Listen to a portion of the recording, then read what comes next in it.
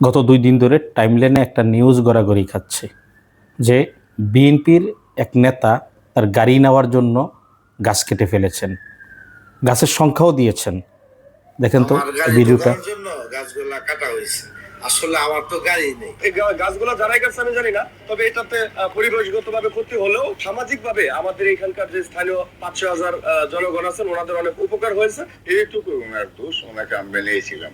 এরপরে যে জাহাঙ্গীর গাছ কাটছে এটা সম্পূর্ণ মিথ্যা। গাছে গোছার মাঝে এলাকা জায়গায় গাছগুলি বিরাট ক্ষতিকর হিসাবে এই কাটাতে মনে করে আমি এলাকার লাগি সব দিকে ভালো।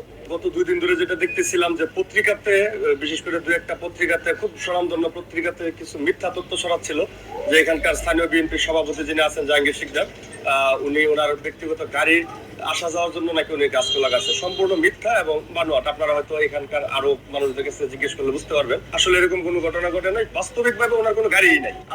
আপনার পত্রিকায় নিউজ হইল বিএনপির নেতার গাড়ি যাওয়ার জন্য গাছ কেটে ফেলা হয়েছে, অথচ মানে সত্য যেটা বিএনপির নেতার গাড়িই নেই।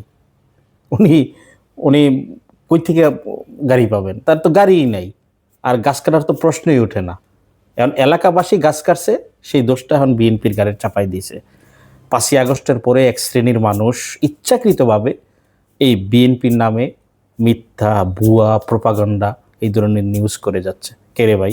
বিএনপির বিরুদ্ধে তোরা যৌক্তিক সমালোচনা কর, যেখানে বিএনপির দুর্বলতা আছে, যেখানে মনে হচ্ছে সমালোচনার প্রয়োজন, তথ্য প্রমাণ দিয়ে তোরা সমালোচনা কর। এভাবে মিথ্যা প্রোপাগান্ডা আর কতদিন?